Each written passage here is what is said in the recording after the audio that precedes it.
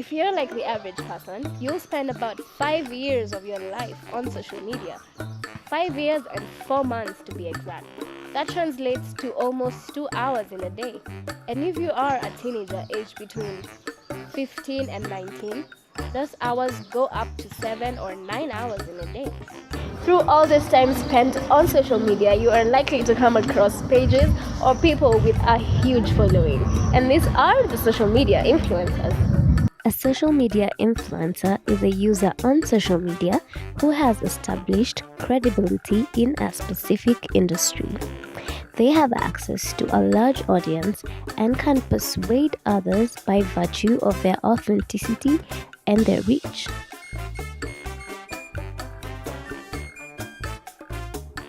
But do people actually know who the social media influencers are?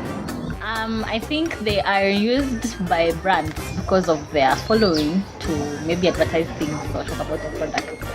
Yeah, someone who has the power to influence other people because they're followed and popular. Yeah. I feel like for me it's a 50-50. It depends with how the influencer relates to us, because there are so many cases of influencers advertising things that they actually don't use. So for me that's 50-50. It depends with how the person relates with their following. Yeah. It depends if the cause is good, and even depends on the social media influencer. If I know that it's a nice person, then yeah, maybe. We all know the Kardashian family, and in Kenya I think Shaq the Youngin for Binti Pretty.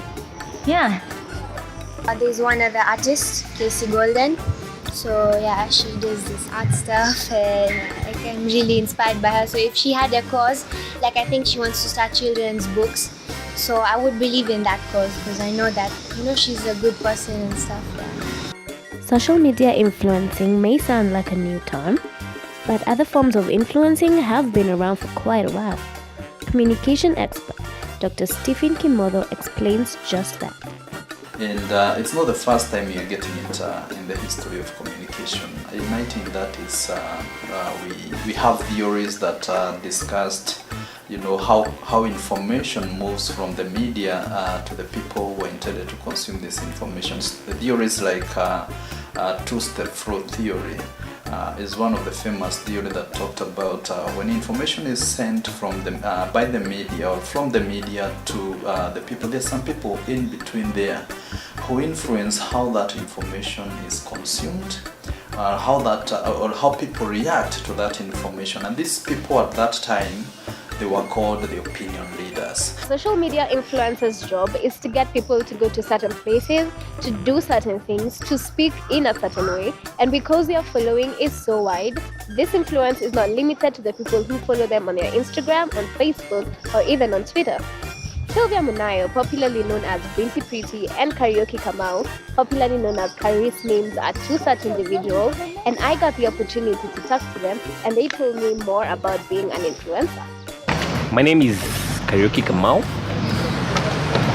I consider myself a social media influencer, that internet guy. My name is Sylvia Munayo, aka Binti. Most people know me as Binti Pretty or just Binti from Instagram. Kind of a big deal. Yeah. And I'm a digital influencer. To be able to have an influence on people, one must start somewhere. So, how did these two influencers get into social media influencing? Well, it started off as a joke. As fun, I used to make these things for fun. I used to create funny pictures with captions, post them on the internet, Facebook, Instagram. Then people became accustomed to them. Then I grew a following from that. Well, I guess it was my friend. She's called Mukami. She owns Glamour House 254. It's a hair weave and wig business. So yeah, she's like, you should post for me and you should wear my hair, and I think it will help push my sales. And yeah, that's how it kind of started. So yeah, from then I've been been approached by a couple of other more people.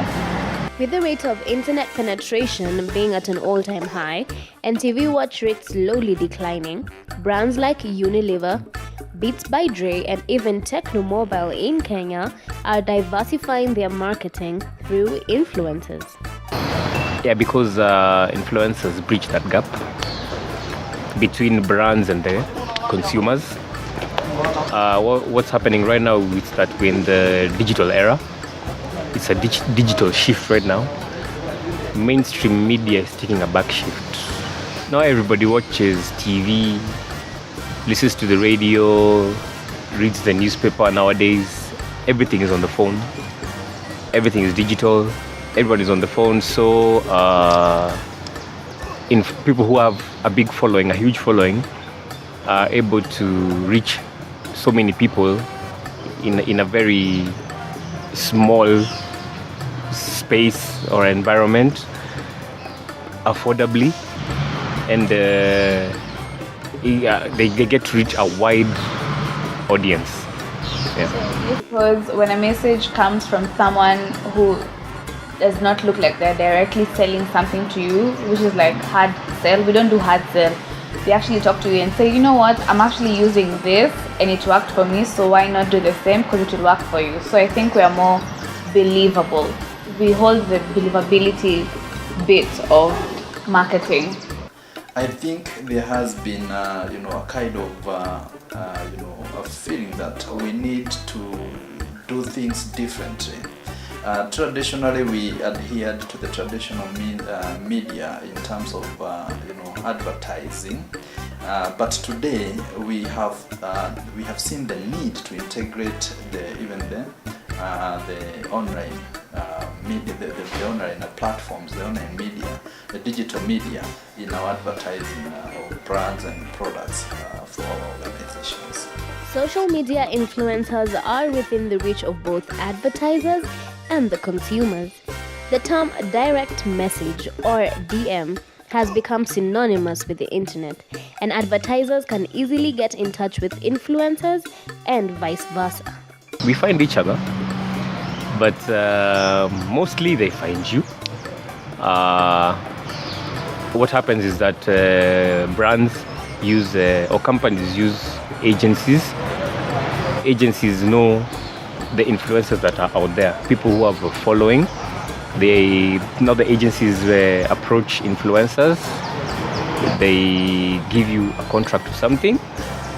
If you agree, then you go ahead with pushing the brand for the company. Social media influencers are not regulated by anyone except for themselves. They are the brand, and their image is everything, and that is their appeal. Sometimes a paycheck won't always cut it.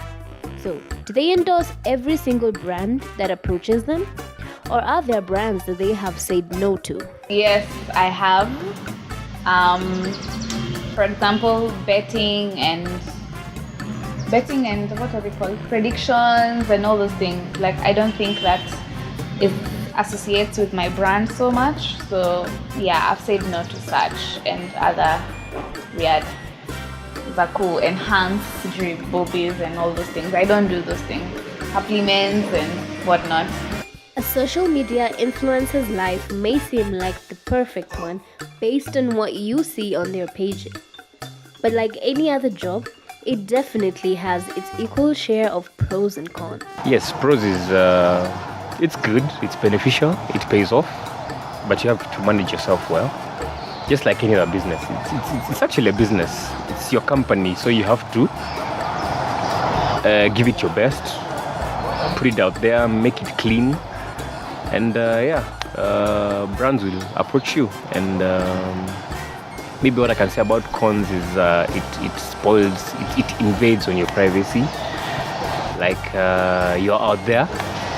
If you're a private person like I was, now I'm not,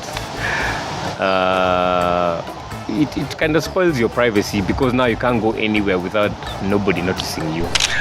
Everybody wants to say hi, everybody wants to take a picture with you, so yeah.